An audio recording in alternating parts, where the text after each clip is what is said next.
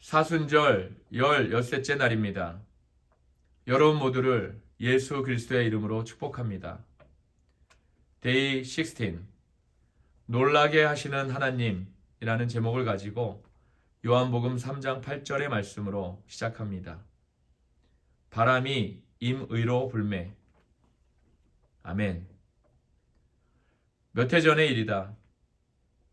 평소처럼 정해진 시간에 가졌던 교역자 모임이 기도 모임으로 돌변해서 우리 교역자들은 모두 바닥에 무릎을 꿇고 간절한 기도를 드렸던 적이 있다. 나는 아예 바닥에 얼굴을 대고 엎드렸고 그 순간에 드린 기도는 이후 수없이 내 입에서 되풀이 되었다. 아니, 아예 기도 주문처럼 되어버렸다. 주여, 저희를 놀라게 하소서. 이 기도는 어떤 면에서 아주 위험한 기도다. 우리의 계획을 하나님의 제단 위에 올려드리고 손을 떼야 하기 때문이다. 우리는 하나님의 때를 신뢰해야 한다. 하지만 그런 기도는 하나님이 뭔가 예외적인 일을, 즉 우리 계획을 능가하는 어떤 일을 하셔서 절대로 우리가 했다고 자랑할 수 없게 해달라는 진심 어린 소망이 바탕에 깔렸어야 한다. 놀라운 건 하나님이 우리의 그 기도를 수천 번도 넘게 수천 가지 방법으로 응답하셨다는 사실이다. 그 중에서도 가장 극적인 응답은 그 기도를 드린 몇 주 뒤에 일어났다. 우리 가족은 안나우스에 있는 지인의 별장에서 휴가를 보내고 있었다. 우리가 사는 워싱턴 DC에서 남쪽으로 약 150km 떨어진 곳이었다. 그런데 도착한 첫날 누군가 별장 문을 두드렸다. 이웃에 사는 해리라는 남자가 우리가 묵고 있는 별장을 구경하러 온 것이다. 언뜻 보기에 별로 나쁜 사람 같지 않아서 나는 그에게 들어오라고 말했다. 얼마 후에 해리는 자신의 거룻배를 우리 가족이 사용하도록 빌려주겠다고 말했다. 열쇠를 가지러 그의 오두막에 들어갔을 때 탁자 위에 놓여있는 책 한 권이 내 눈에 들어왔다. 그것은 우리 교회 교인이었던 전 상원 의원이 쓴 책이었다. 그것을 보는 순간 그분의 친구이자 나의 멘토였던 딕 포스를 그가 알고 있을지 모른다는 생각이 들었다. 과연 해리는 딕을 알고 있었다. 나는 딕에게 헌정사를 썼던 내 책, 화려한 영성 한 권을 해리에게 보내주겠다고 말했다. 휴가가 끝난 뒤에 내가 보낸 책을 받은 해리는 책이 몹시 마음에 든다며 자신의 친구인 톰에게 그 책을 추천해 주었다. 해리를 만난 지 1년 정도가 지났을 때 톰에게서 전화가 걸려왔다. 그는 글렌에코 침례교회의 집사라고 자신을 소개했다. 한때 그 지역에서 부흥가도를 달렸던 이 교회는 현재 교인이 12명까지 줄었다고 말했다. 그래서 자신의 교회에 속한 2개의 건물을 우리 교회에 증여하고 싶은데 건물들의 시가는 $200만 했다. 나는 벌어진 입을 다물 수가 없었다. 그건 복권 1등에 당첨되었다는 말보다도 믿기 힘든 말이었다. 심지어 복권도 산 적이 없는 사람에게 그것이 당시 내가 느낀 기분이었다. 무엇보다 나를 감동하게 했던 것은 이 교회가 자신들의 상황을 용기 내어 인정한 점과 그들의 건물을 다른 교회에 관대하게 증여한 사실이었다. 우리는 무어라 표현 못할 정도로 깜짝 놀랐고 마음이 숙연해졌다. 그때 우리가 주여 저희를 놀라게 하소서 라고 했던 그 기도가 생각났다. 침례교회는 원래 다른 교단 소속의 교회에 자신의 교회 건물을 기증하지 않는다.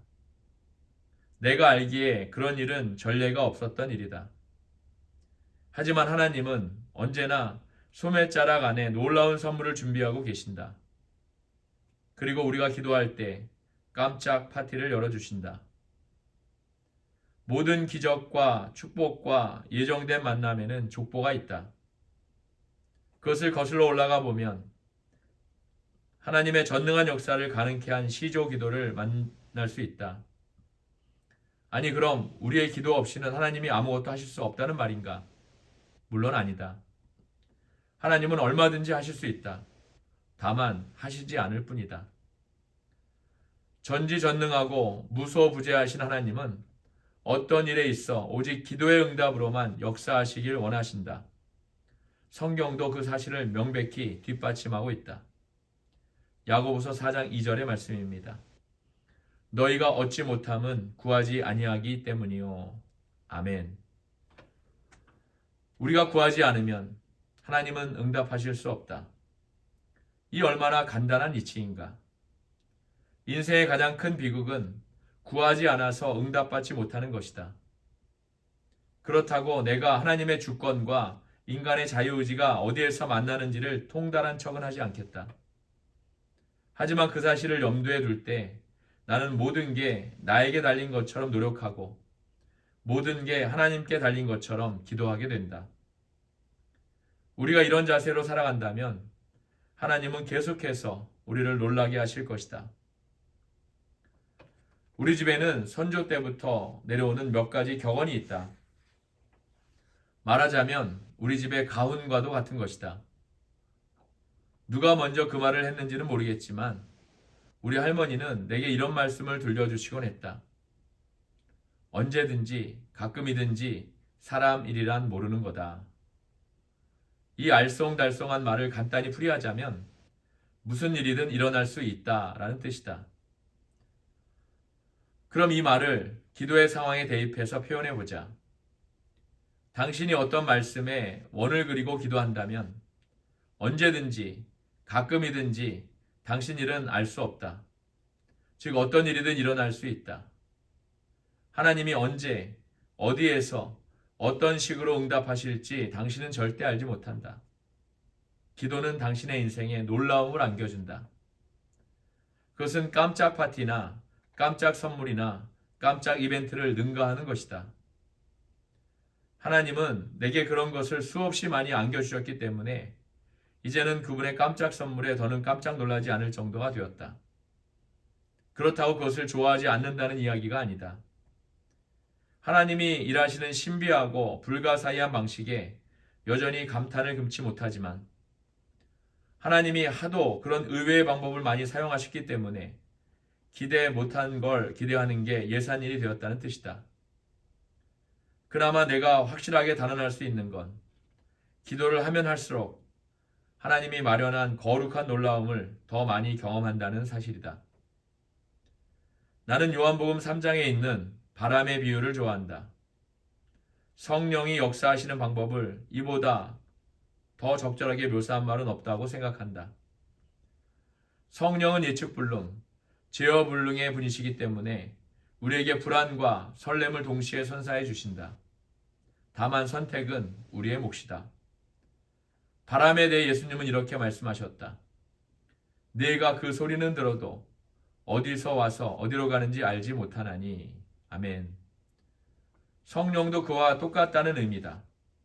다시 말해 언제든지 가끔이든지 우리 일은 알 수가 없다.